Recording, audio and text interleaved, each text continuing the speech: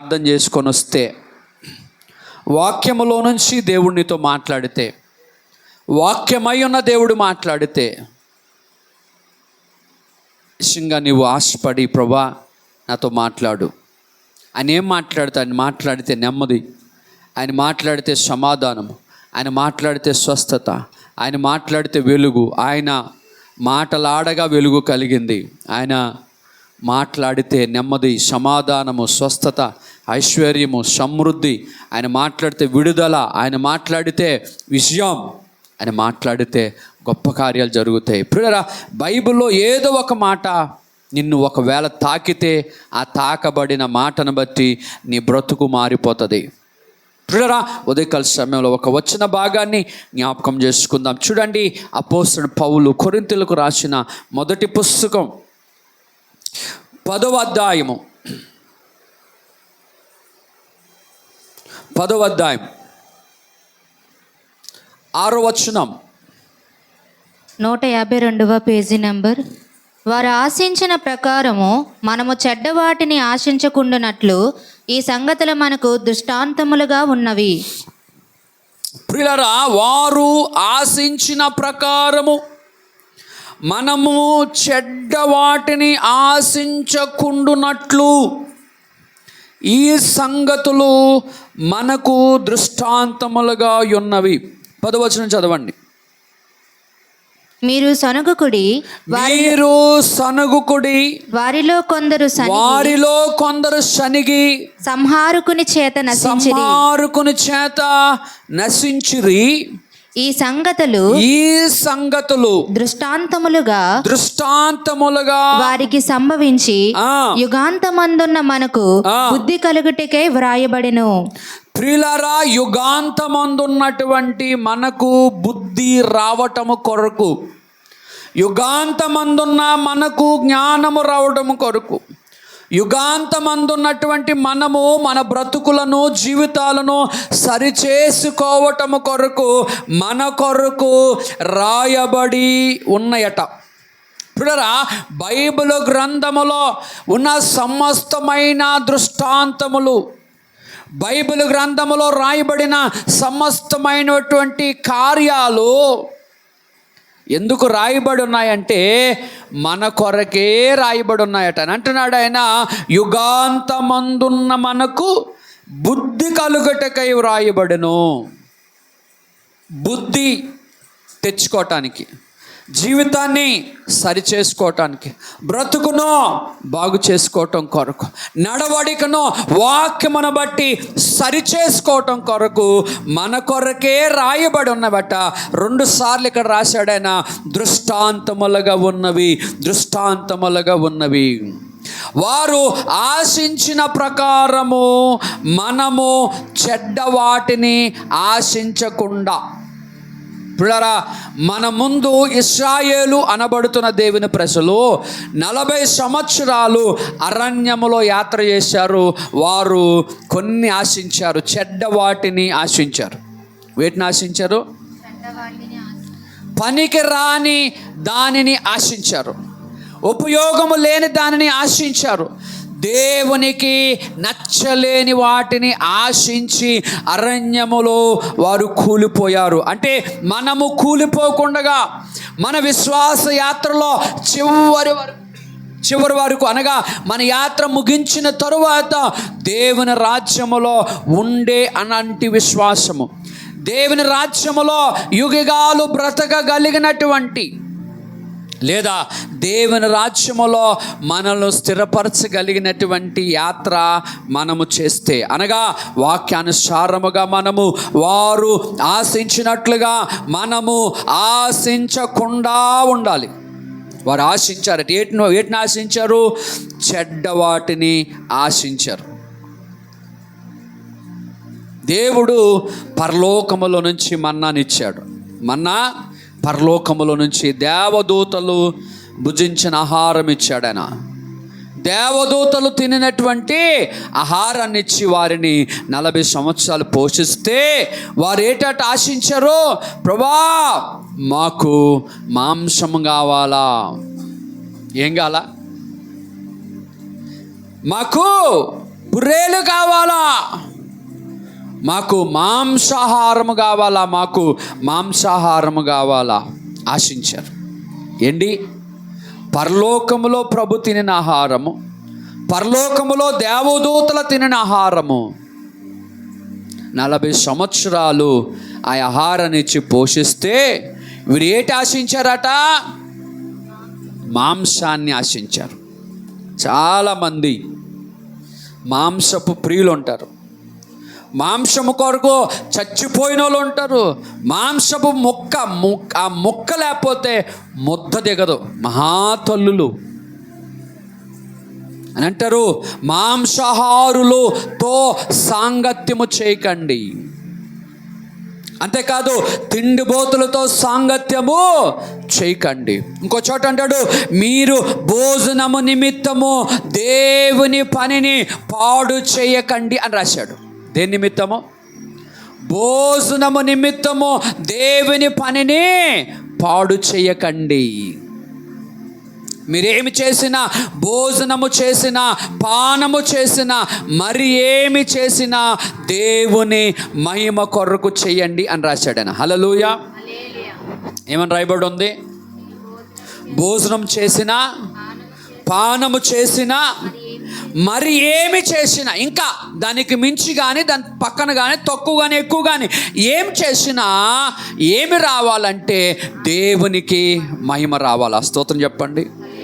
ఏం చేసినా, భోజనం చేసినా, చూడండి అక్కడే రాయబడి ఉంది అదే అధ్యాయములో 31వ వచనం.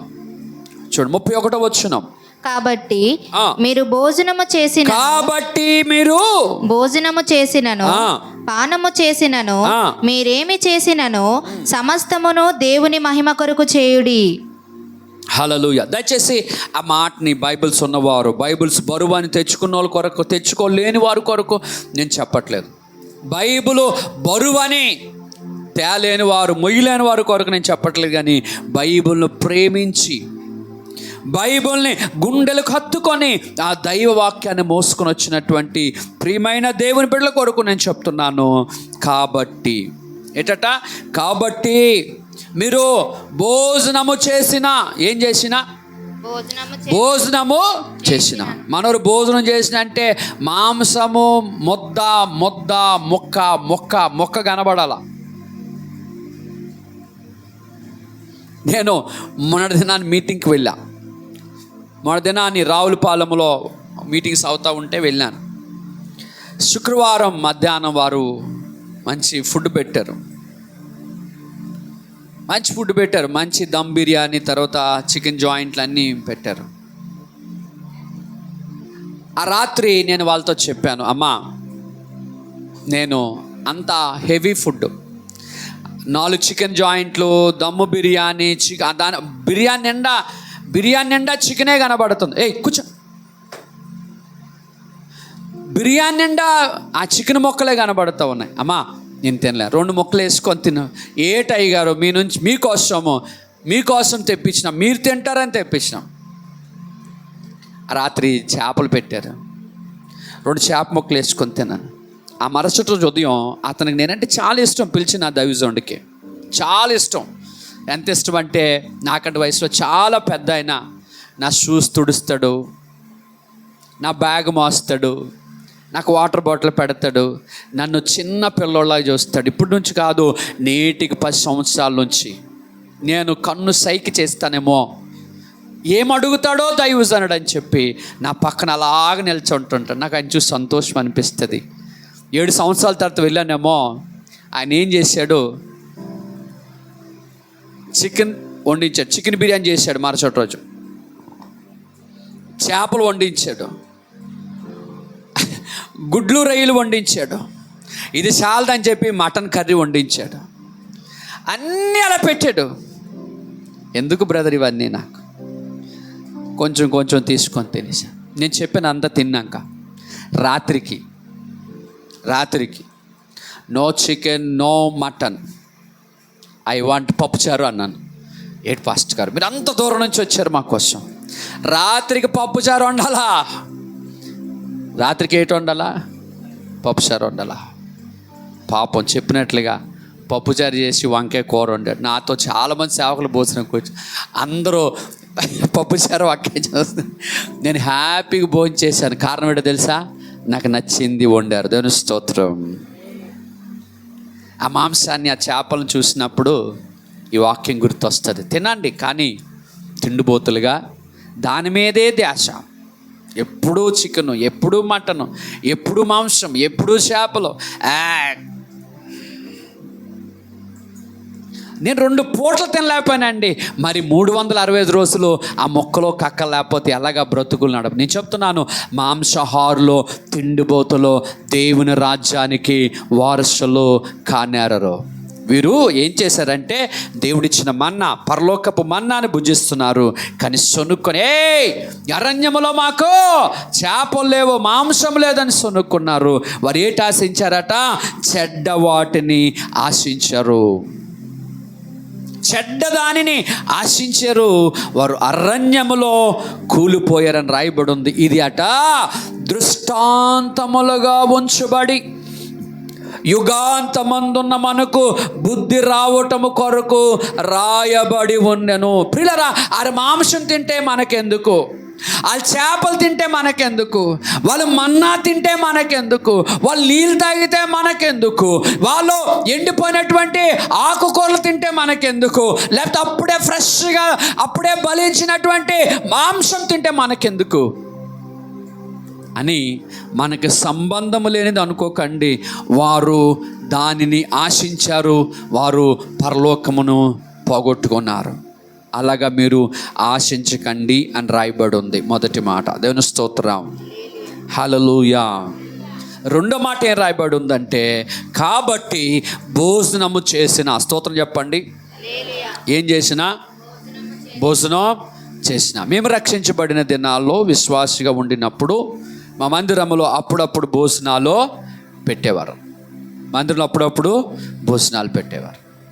ఆ మందిరంలో భోజనాలు పెడతారని ఎదురు చూసేవాళ్ళం. చాలా ఆసక్తితో ఎదురు చూసేవారు.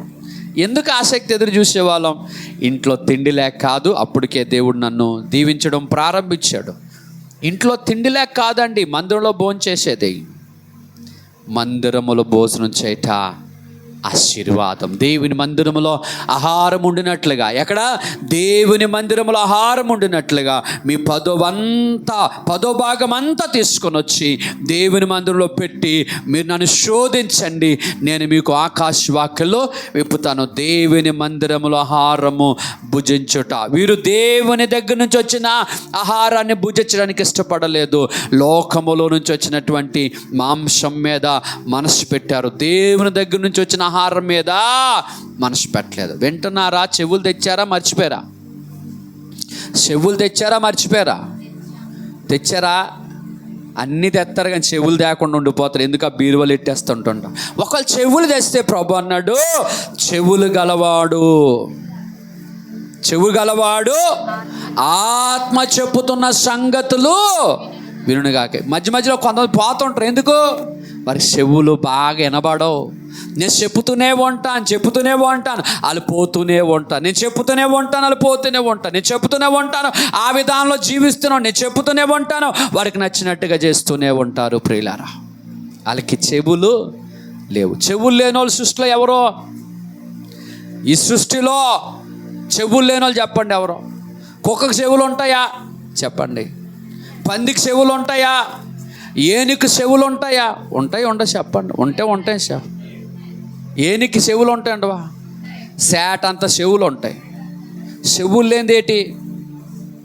పాముకి ఉండవు. పాము బుద్ధి, సైతాను బుద్ధి ఉన్నోడికే చెవులు ఉండవు. సైతాను పిల్లలే దేవుని మాట వినరు. సైతాను అనుసరించిన వాళ్ళే దేవుని మాటను పక్కన పెట్టి వినలేనట్టుగా చెవిటి వారిలాగా వెళ్ళిపోతుంటుంటారు దేవుని బిడ్డలు. అని అన్నాడు, నా గొర్రెలు నా స్వరము వింటాయి. స్తోత్రం చెప్పండి. దేవుని పిల్లలు ఎవరి మాట వింటారు? దేవుని పిల్లలు దేవుని మాట వింటారు. దెయ్యము పిల్లలు దేవుని మాట వినరు. సైతాను పిల్లలు దేవుని మాట వినరు. విన్నట్టుగా ఉంటారు కానీ బ్రతుకుని సత్యం. కాబట్టి మీరు భోజనం చేసిన, ఎక్కడా? మందిరములోని భోజనం చేసిన, మందిరంలో పానము చేసిన, మరి ఏమి చేసినా సరే దేవునికి మహిమ రావాలి. హల్లెలూయా, హల్లెలూయా. పిల్లరా, భోజనాల దగ్గర గొడవలు జరుగుతూ ఉంటుంది. చికెన్ మొఖం చూడలేని వాళ్ళు చెయ్యొద్దండి. నా బ్రతుకులో నేను చికెన్ మొఖం చూడలేదండి, నేను చేపల మొఖం చూడలేదండి. ఎంత ఇష్టమో తల్లికి చేప మొక్క మాంసం అంటే. తల్లి, మాంసాహారులు లేదా ఎక్కువ మాంసాన్ని భుజించే వారితో స్నేహము చేయకూడదని రాయబడింది. మాంసాహారులతో సాంగత్యము చేయకూడదు. ప్రభు చెప్పినట్టు చేస్తావా, చేయవా? మనకు ఆవిడే ఇష్టం. ఎందుకంటే ఆవిడతో పాటు మనకు 4 దుమ్ములు దొరుకుతాయి. ఆవిడతో పాటు మనకు కూడా 4 దుమ్ములు దొరుకుతాయి. పిల్లరా, భోజనము చేసి అనగా వారు భోజనాన్ని, మాంసాన్ని ఆశించి దేవుని సన్నిధిలో వారు మరి దృష్టాంతములుగా మిగిలిపోయారు. చూడండి, ఇంకొక 2వ పాయింట్ ఏంటంటే 10వ వచనం. ఫస్ట్ది, వారు తిండి దగ్గర దేవునికి దూరం అయిపోయారు. 2వది మీరు సనగకుడి, వారిలో కొందరు సొనిగి సంహారకుని చేత నశించిరి. ప్రియులారా, కొంతమంది దైవజనుడైన మోషే మీద సొనుగుకున్నారు. ప్రియులారా, నువ్వెవరివైనా, నువ్వు ఏ స్థితిలో ఉన్నా, నీ బ్యాక్గ్రౌండ్ ఏటైనా, నీకున్నది ఏమైనా లేకున్నది ఏమైనప్పటికీ కూడా దైవజనుడి మీద సనుక్కోకూడదు అన్నది 2వ పాఠం. 2వ పాఠం ఏంటి? దైవజనుడి మీద సనుక్కోకూడదు, దైవజనుడి మీద సనుక్కోకూడదు. ఒక మాట, మంచి మాట రాయబడింది హెబ్రీయులకు రాసిన పుస్తకము 13వ అధ్యాయము 7వ వచనాన్ని దయచేసి చూడండి. 13వ అధ్యాయము 7వ వచనం, 209వ పేజీ నెంబర్.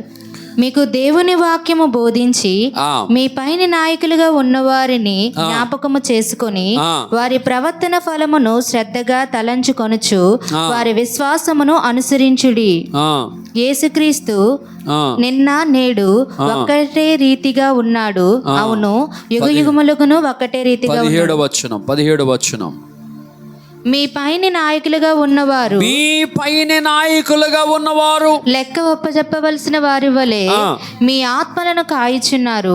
వారు దుఃఖముతో ఆ పని చేసిన ఎడల మీకు నిష్ప్రయోజనము కనుక దుఃఖముతో కాక ఆనందముతో చేయనట్లు వారి మాట విని వారికి లోబడి ఉండి. ఆ చివరి లైను, ఆనందముతో చేయనట్లు వారి మాట విని వారికి లోబడి యుండుడి.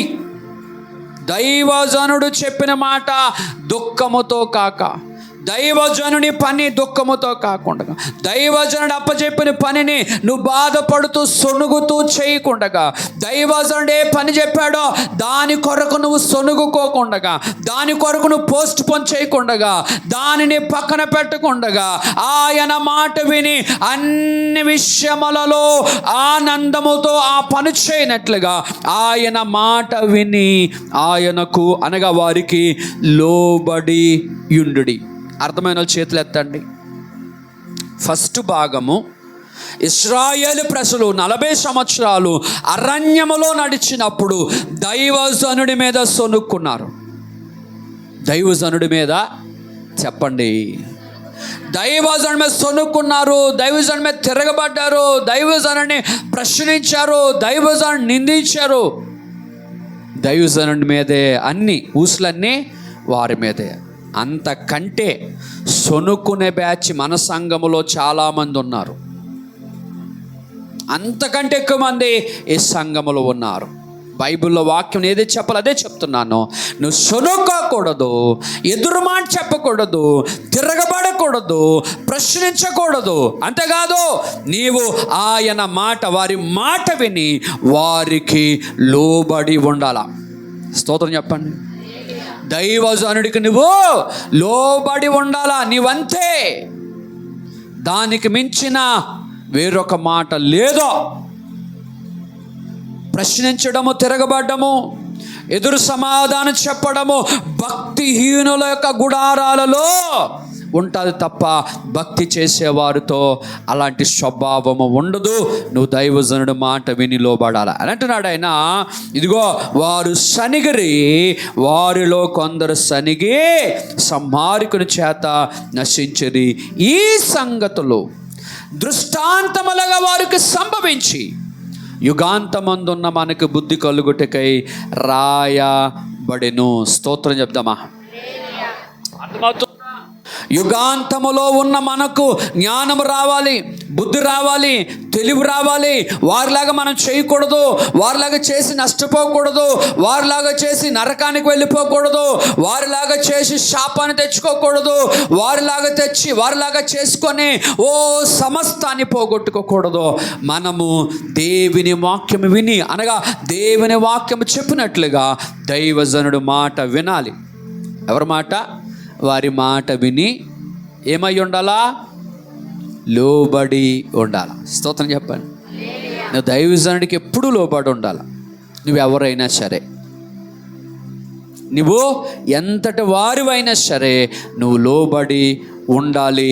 ఇది దృష్టాంతములుగా దేవుడు యుగాంతమందున్న మనకి బుద్ధి కలుగుటకై రాసి ఉంచాడు.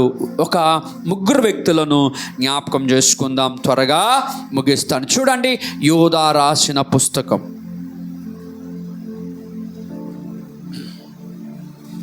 ప్రకటన గ్రంథానికి ముందున్నటువంటి పుస్తకము, యోధా రాసినటువంటి పుస్తకము. ఒకే అధ్యాయం ఉంటుంది. ఆ అధ్యాయములో 11, 12 వచనాలు. అయ్యో వారికి శ్రమ, వారు కయ్యూను నడిచిన మార్గమును నడిచిరి. బహుమానము పొందవలనని బిలాము నడిచిన తప్పు త్రోవలో ఆతూరముగా పరిగెత్తిరి. కోరాహు చేసినట్టు తిరస్కారము చేసి నశించిరి. చాలు ప్రియులారా, ఇక్కడ 3 వ్యక్తుల కొరకు రాయబడి ఉంది. 11వ వచనం. అందరూ చదవండి. అయ్యో వారికి శ్రమ, అయ్యో వారికి శ్రమ, వారు కయ్యూను నడిచిన మార్గము నడిచిరి. బహుమానము పొందవలనని బిలాము నడిచిన తప్పు త్రోవలో ఆతూరముగా పరిగెత్తిరి.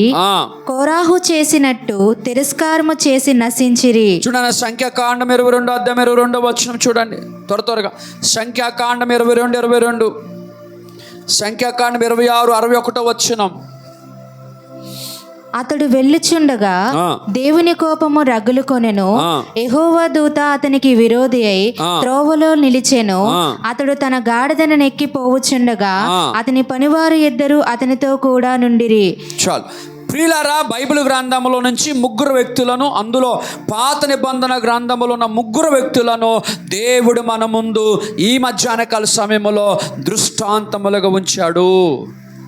ఆయనట మోషే ఇశ్రాయేలు ప్రజల కొరకు చెబుతూ, వారు దైవజనుడి మీద తిరగబడి, దైవజనుడిని ప్రశ్నించి, దైవజనుడి మీద సొనుగుకొని వారు సంహారకుని చేతిలో నశించిపోయారు. వాళ్ళు నిత్య నరకాగ్ని గుండానికి వెళ్ళిపోయారు. ప్రియులారా, యూదా కూడా వారిని జ్ఞాపకం చేస్తూ ఉన్నాడు. ఏటట? వారు కయ్యూను నడిచిన మార్గములో నడిచిరి. ఎవరు కయ్యూను? ఎవరు? ఆదాముకు పుట్టిన ప్రప్రథమమైనటువంటి సంతానమైన వాడు కయ్యూను. వారు కయ్యూను నడిచిన మార్గమున నడిచిరి. కొంతమంది టీం ఉంటుంది. స్తోత్రం చెప్పండి. కొంతమంది వ్యక్తులు ఉంటారు, వీరు కయ్యూను వలె ప్రవర్తిస్తూ ఉంటారు, కయ్యూను వలె మాట్లాడుతుంటారు, కయ్యూను వలె నిర్ణయాలు తీసుకుంటుంటారు, కయ్యూను వలె దేవునిది దొంగతనము చేస్తూ ఉంటుంటారు. ప్రియులారా, కయ్యూను నడిచిన మార్గములో నడుస్తున్నారు. జాగ్రత్త. కయ్యూను ఏం చేశాడో? హేబేలును చంపివేశాడు.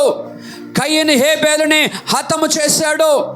హేబేలు ఎందుకు చంపాడు? హేబేలు కయ్యూనికి ఏం నష్టం చేశాడు? చెప్పండి. హేబేలు కయ్యూనికి ఏం నష్టం చేశాడు? చెప్పండిరా. హేబేలు కయ్యూని దోచుకున్నాడా? కయ్యూని నిందించాడా? కయ్యూని ఆక్రమించాడా? కయ్యూని యొక్క ఆస్తిని లాక్కున్నాడా? కయ్యనికి చెందిన దేనినైనా దొంగిలించాడా? కయ్యని నిందించాడా? అసలు కయ్యను అనబడుతున్న వాడి ఊసే ఎత్తలేదు. హేబేలు చేసింది ఏంటంటే దేవునికి శ్రేష్టమైన అర్పణ తీసుకొని వచ్చాడు. స్తోత్రం చెప్పండి. మీరు చెప్పండి, శ్రేష్టమైన అర్పణ చెప్పండి. హేబేలు ఏం చేశాడు? శ్రేష్టమైన అర్పణ పట్టుకొని దేవుని పాదాల దగ్గరికి వెళ్ళాడు. దేవుడు హేబేలు అర్పణను ఇష్టపడ్డాడు. మనస్సులో ఎంత సంతోషంగా ఇచ్చాడో, ఆనందంతో ఇచ్చాడు, సంతోషంగా ఇచ్చాడు. అయ్యో ఎంతే కాదు, ఇంకా ఎక్కువ ఇస్తే బాగుండనని శ్రేష్టమైనటువంటి వాటిని తీసుకుని వచ్చి దేవునికి అర్పణగా ఇచ్చాడు. దేవుడు ఆ అర్పణను అంగీకరించాడు. తర్వాత మనోడు కూడా అర్పణ తీసుకొని వచ్చాడు. కయ్యను అర్పణ తీసుకొచ్చాడు బాధపడుతూ. మా పాస్టర్ అడుగుతూ ఉన్నాడు, మాట మాటికి 10 వంతు అడుగుతున్నాడు, మాట మాటికి దశమ భాగం అడుగుతున్నాడు, మాట మాటికి భోజనాలకి డబ్బులు అడుగుతున్నాడు, ప్రతి క్రిస్మస్కి డబ్బులు అడుగుతున్నాడు. మీకు ఒక సంగతి తెలుసా? బైబిల్లో లోబి లోబి లోబి అని 7 సార్లు రాయబడి ఉంది. 7 సార్లు రాయబడి ఉంది. లోబి అని రాయబడిన ప్రతి చోట కూడా నరకానికి పోతాడని రాయబడి ఉంది. దేవుని చిత్తమైతే వచ్చే వారం చూపిస్తాను మీకు. లోబి లోబి లోబి, పిస్నారి పిస్నారి పిస్నారి, దొంగ దొంగ దొంగ.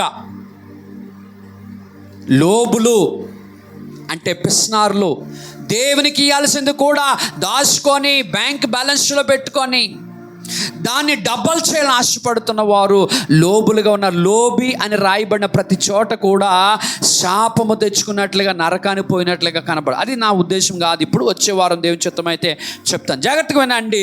కయ్యను ఒక అర్పణ తీసుకొచ్చాడు, హేబేలు ఒక అర్పణ తీసుకొచ్చాడు. దేవుడు హేబేలు అర్పణను అంగీకరించాడు. మనోడు హేబేలు వైపు చూశాడు. హేబేలు వైపు చూశాడు. స్తోత్రం చెప్పండి. మీలో 2 ఉన్నారు. 2 అక్కో చెల్లో, లేకపోతే అన్న తమ్ముడు అనుకుందాం, అన్న తమ్ముడు అనుకో, లేకపోతే అక్క తమ్ముడు అనుకుందాం, లేకపోతే అన్న చెల్లి అనుకుందాం. ఒక 2 పట్టుకుందాం, 2 పెడదాం. ఒక అమ్మాయేమో అర్పణ తీసుకొని వస్తూ ఉంది, 10వ వంతు తీసుకొస్తుంది, కృతజ్ఞత కానుక తీసుకొస్తుంది, ప్రథమ ఫలాన్ని తీసుకొని వస్తుంది, ఇస్తూ ఉంది. ఇటువైపు ఇంకో వ్యక్తి ఉంది. ఈ వ్యక్తి తేదు, ఈ వ్యక్తి ఇయ్యదు, ఈ వ్యక్తి చెయ్యదు, ఈ వ్యక్తి చెయ్యదు, ఈ వ్యక్తి ఇయ్యదు. ఇస్తే ఇయ్యు, లేకపోతే మాని. నీ దృష్టి ఇస్తున్న దాని మీద ఎందుకు నీ దృష్టి? నా ప్రశ్న.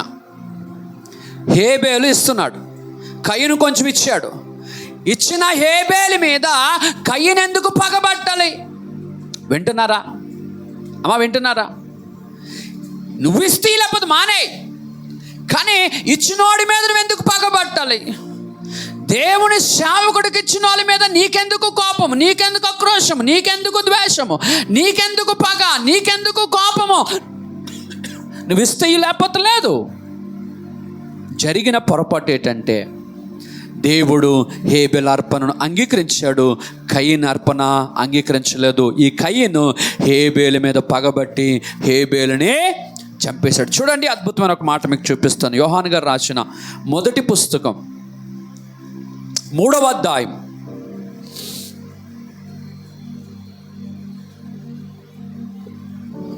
3వ అధ్యాయం త్వరగా తీయాల. 222వ పేజీ నెంబర్ 9-10 వచనాలు.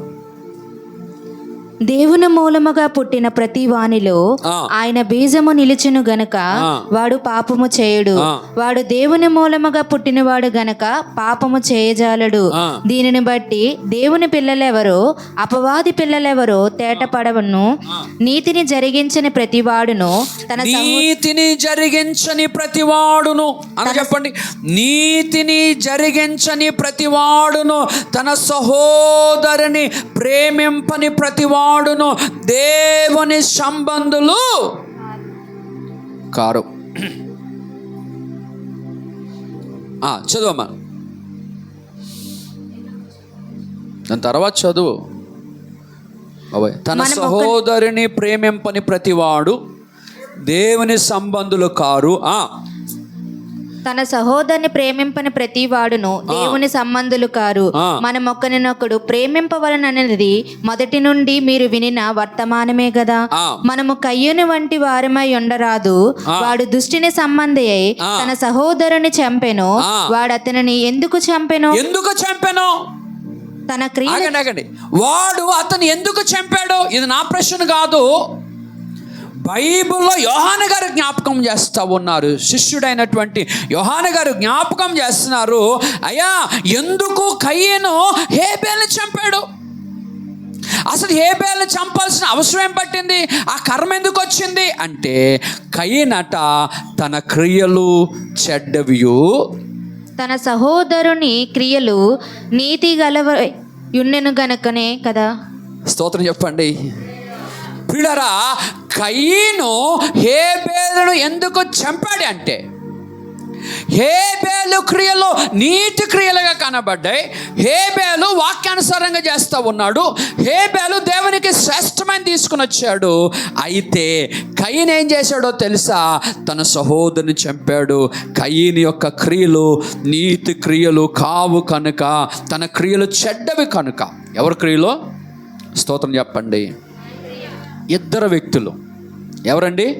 ఇద్దరు వ్యక్తులను దేవుడు మన దగ్గర పెట్టాడు. సొంత అనగా ఒక తల్లి పిల్లలు, ఒక రక్తాన్ని పంచుకొని పుట్టిన పిల్లలు, ఒక తండ్రి పిల్లలు. వీరేం చేశారంటే ఒకరిని ఒకరు పొడుచుకోవలసి వచ్చింది. కారణము, ఒకడు జీవితం బాగులేదు, ఒకడు ఆలోచన బాగులేదు, ఒకడు ప్రవర్తన బాగులేదు, ఒకడు దొంగగా ఉన్నాడు, ఒకడు మత్స్యగాడిగా ఉన్నాడు, ఒకడు క్రీస్తు దేవుని సంబంధిగా లేడు, ఒకడు దుష్టుని సంబంధిగా ఉన్నాడు, అపవాది సంబంధిగా ఉన్నాడు, దెయ్యము సంబంధిగా ఉన్నాడు. వాక్యము వాడిలో లేదు, వాక్యానికి వాడు భయపడ్డు, వాక్యానికి వాడు జడియడు, వాక్యానుసారంగా జీవించడు, వాక్యం అంటే ఇష్టం ఉండదు, దేవుని సన్నిధి అంటే ఇష్టం ఉండదు, ప్రార్థన అంటే ఇష్టం ఉండదు, దేవుని పని అంటే ఇష్టం ఉండదు, దేవునికి ఇవ్వడం ఇష్టం ఉండదు, దేవుని దగ్గరికి రావడం ఇష్టం ఉండదు. వాడి క్రియలన్నీ కూడా చెడ్డ క్రియలు అయ్యున్నాయట. అంటే రాయబడుతుంది, వాడు ఎందుకు అతనిని చంపెను అంటే, తన క్రియలు చెడ్డవనియు తన సహోదరుని క్రియలు నీతి గలవై ఉండెను గనుకనే కదా. హలో, వింటున్నారా? స్తోత్రం చెప్పండి ప్రియులారా. కయ్యను హేబేలు చంపడానికి కారణం ఏంటంటే, హేబేలు క్రియలు నీతిగా దేవునికి ఇష్టముగా ఉన్నవి, కయ్యని క్రియలు చెడ్డవైనందువలన. కొంతమంది బాగా ప్రార్థన చేస్తే ఈ ప్రార్థన చేయలేని దానికి పిచ్చెక్కేస్తూ ఉంటుంది.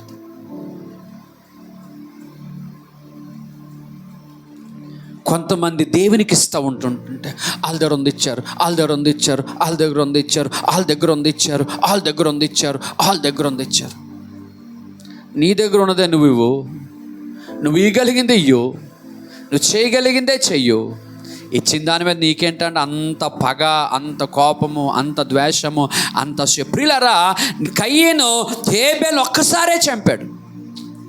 కయ్యను హేబేలు ఒక్కసారే చంపాడు. కానీ మన మందిరములో, మన పరిచర్యలో పని చేస్తున్న వారిని ప్రతిరోజు చంపుతూనే ఉన్నారు. ఇలా ఇస్తున్న వారిని ప్రతిసారి ఆటంకపరుస్తూనే ఉన్నారు. చేస్తున్న వారిని దూషిస్తూనే, నిందిస్తూనే ఉన్నారు. కారణం ఏంటో తెలుసా? మీ బ్రతుకు బాగులేక బాగా ఉన్నవారిని చూసి అసూయ పడుతున్నావు. కయ్యను అదే చేశాడు. వాడు ఆలోచన బాగలేదు, క్రియలు బాగులేవు కనుక హేబేలు మంచి అర్పణిచ్చాడు, పని చేస్తున్నాడు. వాడిని చూసి అసూయ పడ్డాడు. అసూయ పడినటువంటి కయ్యనట దుష్టుని సంబంధి అని రాయబడి ఉంది. వాడు దుష్టుని సంబంధి. 12వ వచనం, మనము కయ్యూని వంటి వారమై ఉండరాదు, వాడు దుష్టిని సంబంధి. చాలు, స్తోత్రం చెప్పండి. మీరు కయ్యను నడిచిన మార్గములో నడవకూడదన్నది వర్తమానం. కయ్యను ఒక దృష్టాంతముగా ఉంచబడ్డాడు. కయ్యను మనకు ఒక గుణపాఠముగా ఉంచబడ్డాడు. కయ్యను జీవితంలో నుంచి మనము నేర్చుకోవలసిన వారమై ఉన్నాము. కయ్యను అర్పణ కొరకే కాదు, కయ్యను హేబేలు మీద పగబట్టి హేబేలు చంపివేశాడు. ఈరోజు ఈ పరిచర్యలో పని చేస్తున్న వారిని చంపుతున్నటువంటి కయ్యను సంతానమైన వేషధారి నీ బ్రతుకు మారాలి. ఈరోజు వాక్యమిని నీ ఉద్దేశం మారాలి. నీవో కయీను వలె దుష్టుని సంబంధివై ఉన్నావా? కయీనులాగా తోటి సహోదరుని మాటల చేత క్రియల చేత చంపుతున్నావా? నువ్వు దుష్టుని సంబంధివి. డైరెక్ట్గా చెప్పబడుతుంది నీకే వాక్యం. నీవు దేవుని పని చేస్తున్నవా నిందిస్తే నువ్వు నిశ్చయముగా నీవు కయీని సంతానమై ఉన్నావు. కయీని సంతానం ఏమైందో తెలుసా? కయీని సంతానము దేశ దిమ్మరలైపోయినారు. కయీని సంతానానికి స్థిరము లేదు. కయీని సంతాన పిల్లలకి స్థిరమైన బ్రతుకులు లేవు. తెలుసా కయీను కొరకు ఎందుకు రాయబడి ఉందో తెలుసా? కయీను పిల్లలు దేశ దిమ్మరలై తిరుగుతూ ఉన్నారు. భూమి మీద తిరుగుతున్నవారు, ఊరు ఊరు ఊరు ఊరు ఊరు వాడు తిరుగుతున్న వారు అందరూ కూడా కయీని సంతానమే. దేవుడు శపించాడు వాడు. అర్థమవుతుంది? తెలుగు అర్థమవుతుందా అమ్మ? తెలుగు అర్థమవుతుందా? హేబేలులాగా శ్రేష్టమైన అర్పణ తీసుకొని వస్తే తీసుకొని రాకపోతే నోరు మూసుకొని చక్కగా బుద్ధిగా మౌనంగా ఉండాలి తప్ప హేబేలు మీద కయీను వలె పగ పట్టకూడదు. అర్థమైన స్తోత్రం చెప్పండి. బుద్ధి తెచ్చుకొని రేపటి నుంచి దేవుని పని చేస్తున్న వారిని మేము నిందించము అన్నవారు స్తోత్రం చెప్పండి. కయీను హేబేలు కొరకు రాస్తూ అన్నాడు, హేబేలు క్రియలు శ్రేష్టమైనవిగా నీతిగా ఉన్నవి, కయీను యొక్క క్రియలు అనీతిగా దుష్టుని సంబంధి. రాయబు క్రియ రాశాడు, ఓ కయీను వంటి వారమై యుండ రాదు. మనం ఎలాగుండకూడదు? స్తోత్రం చెప్పండరా. నువ్వు ఎలాగుండకూడదు? కయీన్లాగా ఉండకో. కయీన్లాగా ఉంటే ఏమవుతుందంటే నీ పిల్లలు దేశ దిమ్మరలై ఉంటారు. వాక్యము ఒక్కరి కొరకు కాదండి, వాక్యము అందరితో మాట్లాడుతుంది. వాక్యము అందరినీ సరిచేస్తుంది. వాక్యం అందరినీ బలపరుస్తుంది. ఇద్దరు వ్యక్తులు ఉన్నారు, ఒకడు చెడిపోయిన వాడు, ఒకడు పాడైపోయిన వాడు, ఒకడు దేవునిది దొంగిలించిన వాడు, ఒకడు నరహంతకుడై ఉన్నాడు అంటూ చూడన్న 3వ అధ్యాయం 15వ వచనాన్ని దయచేసి అందరూ చదవాలని ఆశపడుతున్నాను. తన సహోదరుణ్ణి ద్వేషించువాడు నరహంతకుడు. ఏ నరహంతకుని యందును నిత్య జీవముందదని మీరెరుగుదురు. ప్రియులారా, నేను చదువుతున్నాను వినండి అందరూ. తన సహోదరుని ద్వేషించువాడు నరహంతకుడు. ఏ నరహంతకుని యందును నిత్య జీవముండదని మీరెరుగుదురు. హలో, వింటున్నారా? మీలో మీరు ద్వేషించుకుంటే నువ్వు నరహంతకురాలువి. మీలో మీరు తన సహోదరుని ద్వేషించేవాడు నరహంతకుడు. నరహంతకుడు అంటే ఒక కత్తి తీసుకొని పొట్లో 10 పోట్లు పొడిచినోడు నరహంతకుడు అని రాయబడలే. గన్న తీసుకొని ఇగో నుదుటి మీద కాల్చినోడు నరహంతకుడు అని రాయబడలే. గొడ్లు పట్టుకొని ఇగో తన సహోదరుని నరికేసినోడు నరహంతకుడు అని రాయబడలేదు. తన సహోదరుణ్ణి ద్వేషిస్తున్నావు చూడు.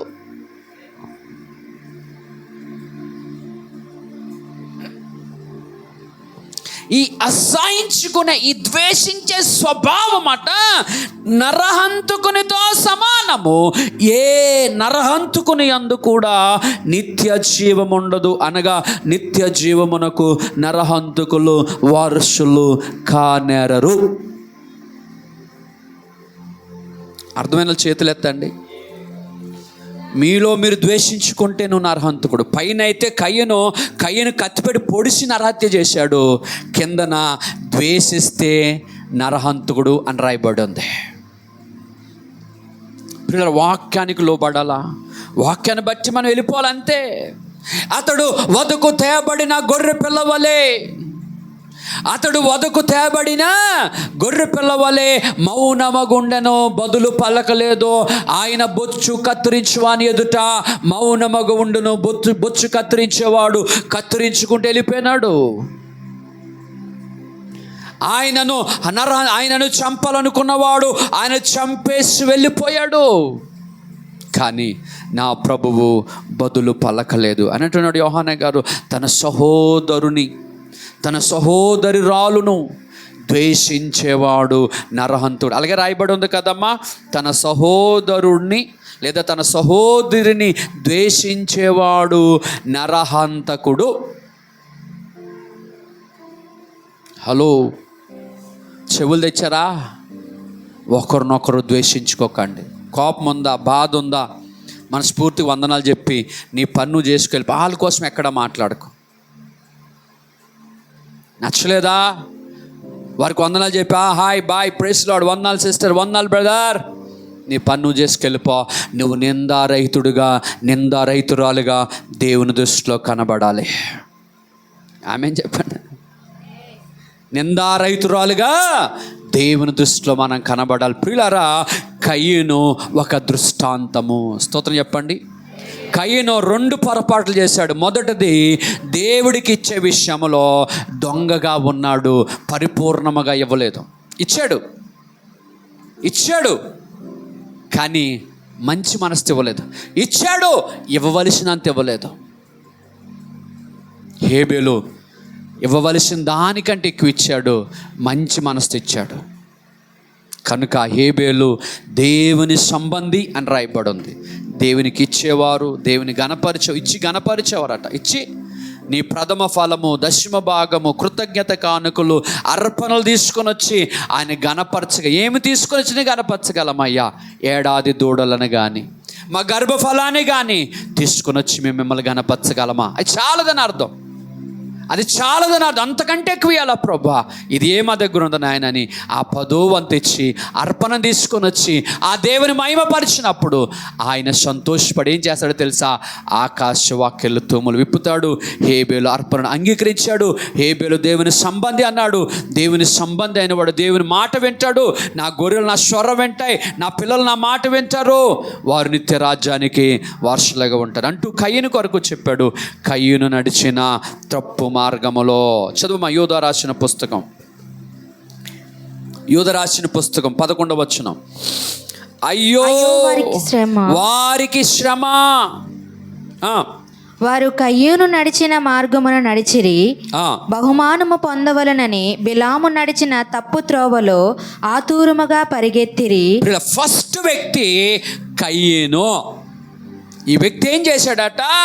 తప్పు మార్గములో నడిచాడు. కయీనుకట శ్రమ.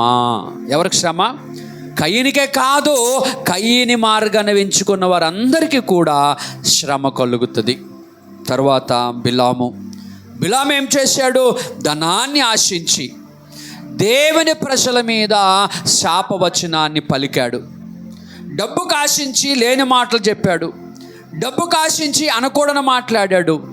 ధనాన్ని ఆశించి చెడిపోయాడు బిలాము. తర్వాత వ్యక్తి కోరాహు. ప్రియులారా, ఈ కోరాహు ఏం చేశాడంటే తిరగబాటు చేశాడు. ఈ కోరాహు దైవజనుడి మీద తిరగబడ్డాడు. దైవజనుడిని ప్రశ్నించాడు. నీవే దైవజనుడువా? నీవే ప్రజలు నడిపించువాడువా?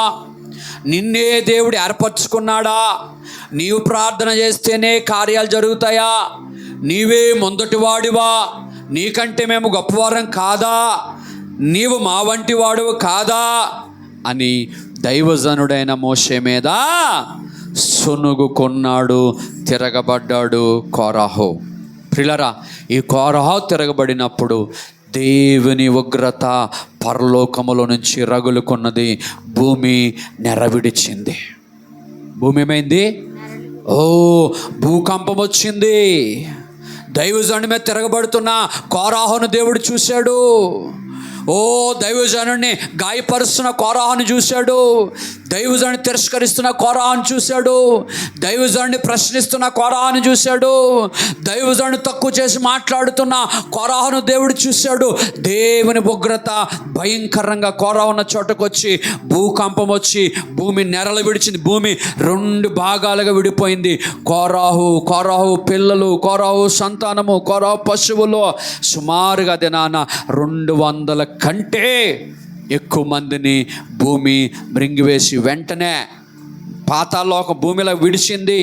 పాతలో కోరహు వెళ్ళిపోయినాడు, మరలా భూమి కలిసిపోయింది. ఎంత భయంకర ఉగ్రత కోరహు, ఎంత భయంకరమైన శాపము కోరహు మీద, ఎంత భయంకరమైన ఉగ్రత.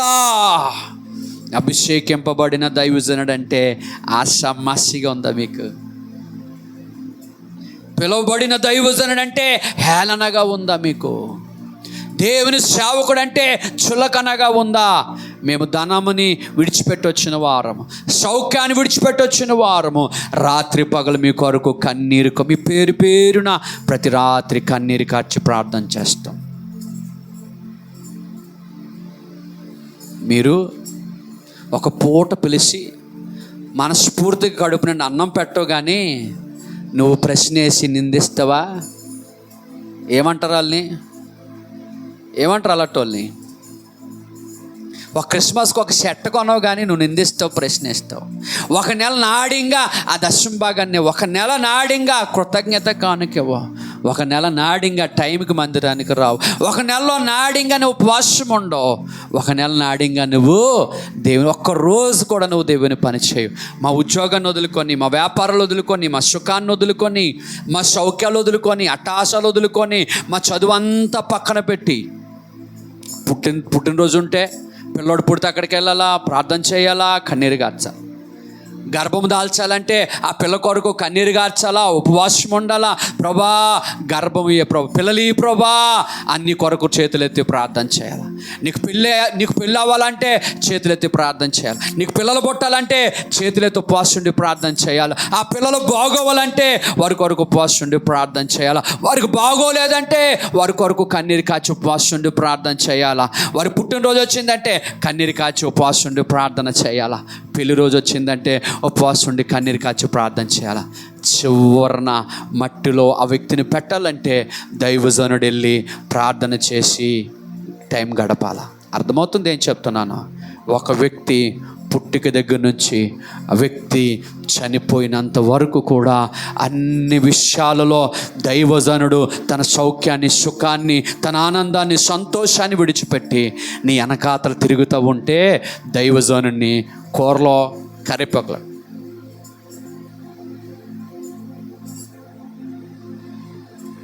వేసి పారేస్తావు. భక్తిహీనురాల. నేను తన భ్రష్టులు చేసే పని అది. దైవికంగా భ్రష్టత్వములో, దేవుని ఎరిగి భ్రష్టత్వములో ఉన్నవారు చేసే పనికి మాలిన పని. ఈడ ఆ పనికి మాలిన పనే చేశాడు ఈ కోరహు. ఆ పనికి మాలి పాపిష్టి పనే చేశాడు, ఆ దౌర్భాగ్యపు పని చేశాడు. 40 సంవత్సరాలు ఐగుప్తి ఐశ్వర్యము కంటెను, ఐగుప్తి యొక్క సౌఖ్యము కంటెను తన ప్రజల కొరకు నింద పడితే భాగ్యమని ఎంచుకొని ఐగుప్తి యొక్క సకల అష్టైశ్వర్యాలు విడిచిపెట్టి, సకలమైన సౌఖ్యాలు విడిచిపెట్టి తన ప్రజలు నడిపించడానికి మోషే ముందుకొస్తే తన సమర్పణ, తన జీవితాన్ని పన్నంగా పెట్టి నడుస్తూ ఉంటే, జీవితాన్ని పన్నంగా పెట్టి నడుస్తున్న దైవజనుడి మీద సొన్నుకున్న కోరహును విడిచిపెట్టలేని దేవుడు నిన్ను విడిచిపెడతాడని కలలో కూడా అనుకోకు. జాగ్రత్త. మిమ్మల్ని ఊరకనే దేవుడు వదిలేస్తాడని కలలో కూడా అనుకోకు. ఈరోజు బాగోవచ్చు, నువ్వు రేపు బాగోవచ్చు, 5 సంవత్సరాలు బాగోవచ్చు. నిశ్చయంగా వాక్యము పొల్లైన సున్నైన పోదు. వాక్యము భూమి ఆకాశములు గతించినా సరే వాక్యము శాశ్వత కాలం నిలబడుతుంది. జాగ్రత్త. దైవజనుడు అంటేటో జాగ్రత్త. నోరుంది కదా అనిష్టాసారంగా మాట్లాడుకో. ప్రతిదీ నా దేవుడు రాస్తాడట. నీ ప్రతి మాట దేవుని సన్నిధానంలో రికార్డు చేయబడుతుంది. మీకు తెలియని సంగతి నేను చెప్తున్నాను. మనం మాట్లాడుచున్న దైవజనుడి మీద మాట్లాడుతున్న ప్రతి మాట, చిన్న మాట కూడా దేవుడు రాస్తాడు. ఈరోజు నువ్వు ఆగేసావు, మనం తిట్టేశావు, రేపు సొనిగేసావు, ఎల్లుండి తిరస్కరించేస్తావు, అవతలాడు ఈడెవడా అనుకొని పోతావు. సమస్తాన్ని రాసి రాసి రాసి ఒకరోజు ఆ రాసిన దానికి దేవుడు నీకు లెక్క అప్పు చెప్పేస్తాడు. అర్థమవుతుందా? కోరాహు చేసిన తిరగబాటు చేసిన వారులారా జాగ్రత్త. బైబిల్ చెప్తుంది, కోరాహు చేసినట్లుగా తిరస్కారము చేసి వారు నశించిపోయిరి. ఇవి అన్నీయో యుగాంతమందున్న మనకు బుద్ధి రావాలని. చూడన కొరింథీయులకు రాసిన పుస్తకము. ప్రియులారా, యుగాంతమందున్న మనకు బుద్ధి కలుగుటకై దేవుడు మన నిమిత్తమే రాసి ఉంచాడు. 10:10 మీరు సనగకుడి, వారిలో కొందరు శనిగారు, వారిలో కొందరిలో కోరాహు ఉన్నాడు. వారిలో కొందరు శొనిగారు, ఆ కొందరిలో కోరాహు ఉన్నాడు. కోరాహు శొనిగాడు, కోరాహు తిరగబడ్డాడు, కోరాహు ప్రశ్నించాడు, కోరాహు దైవజనుడిని నిందించాడు, అవమానించాడు, హేళన చేశాడు. చదువుమా. వారిలో కొందరు సనిగి, కొందరిలో కోరాహు ఉన్నాడు సనిగి సంహారకుని చేత నశించిరి. ఆమేన్. మరణదూత మరణము వలన నశించాడు ఆయన. ఈ సంగతులు దృష్టాంతములుగా వారికి సంభవించి. ఆగమ్మ అందరు నా వైపు చూడండి, స్తోత్రం చెప్పండి. హల్లెలూయా. వినగలరా? జాగ్రత్త వినండి. వారిలో కొందరు సనిగిరి, సంహారకుని చేత నశించిరి. ఓకేనా? ఈ సంగతులు, ఏ సంగతులు? ఏదైతే రాయబడిందో, చెప్పబడిందో కోరాహు కొరకు, కయీను కొరకు, బిలాము కొరకు, అంతేకాదు కొందరి కొరకు, సనిగిన వారందరి కొరకు ఈ సంగతులు దృష్టాంతములుగా వారికి సంభవించాయి. ఎవరికి? ఎవరికి సంభవించాయి? నేను ముగిస్తున్నాను. ఎవరికి సంభవించాయి? వారిలో కొందరికి సంభవించాయి. వారికి జరిగింది, తగిన శాస్తి జరిగింది, పనిష్మెంటు వచ్చింది, ఉగ్రత వచ్చింది, దేవుని శాపము వారి మీదకి వచ్చింది. ఈ సంగతులు దృష్టాంతములుగా వారికి సంభవించి యుగాంతమందున్న మనకు బుద్ధి కలుగుటకై వ్రాయబడెను. స్తోత్రం చెప్పండి. హల్లెలూయా. నేను ముగిస్తున్నాను. స్తోత్రం చెప్పండి. ముగిస్తున్నందుకు స్తోత్రం చెప్పండి. ప్రియులారా, వారికి సంభవించాయి. ఎవరికి? కయీనుకి సంభవించింది, కోరాహుకు సంభవించింది, బిలాముకు సంభవించింది. అంతలా కాదు, సొనిగిన వారందరికీ సంభవించింది. అప్పుడు తాపివచ్చు కదా. వారికి సంభవించి యుగాంతమందున్న మనకు బుద్ధి రావటము కొరకు, జ్ఞానము రావటము కొరకు, అవి విని అవి తెలుసుకొని సరిచేసుకోవటము కొరకు మన నిమిత్తము రాయబడి ఉన్నయట. మనకు బుద్ధి కలుగుటకై రాయబడిను. స్తోత్రం చెప్పండి. కయీను కొరకు ఎందుకు రాశాడట? ఇప్పుడు చెప్పండి. ఎందుకు రాశాడు? నీకు బుద్ధి రావాలని రాశాడు ఆయన. కయీను కొరకు ఎందుకు రాశాడు? నీకు బుద్ధి రావాలని రాశాడు. కోరాహు కొరకు ఎందుకు రాశాడు? నీకు బుద్ధి రావాలని రాశాడు. బిలాము కొరకు ఎందుకు రాశాడు? మీకు బుద్ధి రావాలని రాశాడట. అందుకే రాయబడింది. అర్థమవుతుందా? కయీనులాగా దొంగతనం చేయకండి, కయీనులాగా సహోదరుని ద్వేషించకండి, కోరాహులాగా దైవజనుడి మీద సొనుక్కోకండి, తిరగబడకండి. ఏంటి? మీకు ఒక చిన్న విషయం చెప్తానే. చిన్న విషయం చెప్తా. నేను ఒకవేళ తప్పు చేశాను అనుకో, నేను తప్పు చేసాను అనుకో, నేను పరలోకానికి వెళ్ళాను. ఓకే, తర్వాత నేను తప్పు చేశాను అనుకో, పిలిచిన దేవుడు నన్ను అడుగుతాడు. నన్ను అడగడానికి నా మీద ఒక ఆయన ఉన్నాడు. నువ్వు నోరు మూసుకొని ఉండాల. అదే చెప్తుంది బైబిల్. మరి సొనుక్కున్న అన్నదానివి ఏ పాస్కర్కి ఈరోజున ఒక పండు కాయ తెచ్చిచ్చావా? ప్రతి ఆదివారం చికెను, మటను, చేపలు, కక్క, ముక్క, కోడి, పిల్లి, పంది అన్నీ వండుకొని తినేస్తావు. ఏ రోజున వండుకున్నప్పుడు ఇంత కూర తెచ్చిచ్చావు? పెట్టలేని వాళ్ళు మాట్లాడకండి, మౌనంగా ఉండడమే. చేయలేని వాళ్ళు మౌనంగా ఉండడమే. మీ ఆయన నిన్ను పోషించకపోతే అడుగుడు తన్నాడు అనుకో, ఎవడరా నువ్వు నన్ను తనడానికే, నువ్వు గెంజేసావా, కడుగేసావా, బట్ట కొన్నావా, బంగారం కొన్నావా, నేను మా అమ్మగారి ఇంటికి పోతాను అంటావు.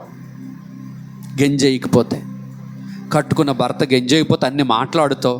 ఏ రోజు దైవజనుడికి పట్టుడు అన్నం పెట్టావా, నువ్వు దైవజనుడిని ప్రశ్నించడానికి సిగ్గులేదు, బుద్ధి లేదా నీకు? అడిగే హక్కే నీకు లేదు అసలు. ఒకవేళ అదే తప్పు ఉంటే నువ్వు కనబడితే అడుగు, నేను వేరే కానీ చెప్తున్నాను, బైబుల్ చెప్తున్నాను. వారు శొనిగారు యుగాంతమందున్న, ఎవరి కొరకు రాయబడి ఉందట? అందరూ చెప్పాలా, యుగాంతమందున్న. చెప్పండరా,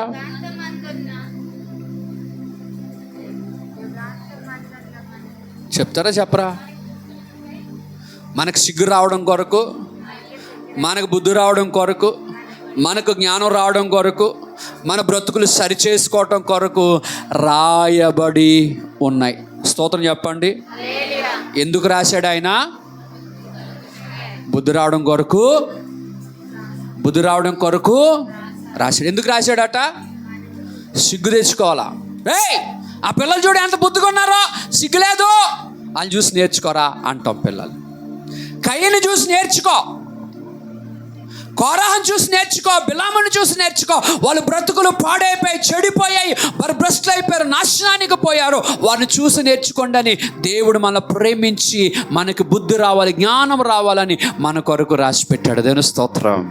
దీంట్లో దేవుని కోపం నీకు కనబడుతుందేమో కానీ దీనిలో దేవుని ప్రేమ నాకు కనబడుతూ ఉంది. ఎలా ప్రేమ నీకు కనబడుతుంది అంటే, నీ వైపు వాక్యం మాట్లాడిందని ప్రేమ కనబడుతుందా? నువ్వు అనుకోవచ్చు, కాదండి వారు అది చేసి చెడిపోయారు, మనము చెడిపోకుండా ఉండాలంటే ఏం చేయాలో మన కొరకు రాశాడు. అర్థమవుతుందా? వారు ఒక తోవలో వెళ్ళిపోయారు, చెడిపోయారండి. వారు చెడిపోయారో, పాడైపోయారో, నశించిపోయారో, నరకానికి వెళ్ళిపోయారో, భ్రష్టులు అయిపోయారో, దేశ దిమ్మర్లు అయిపోయారో, ఏమైపోయారో ఆయన కానీ రాయకపోతే మనకి ఎలా తెలుస్తుంది? అర్థమవుతుందా?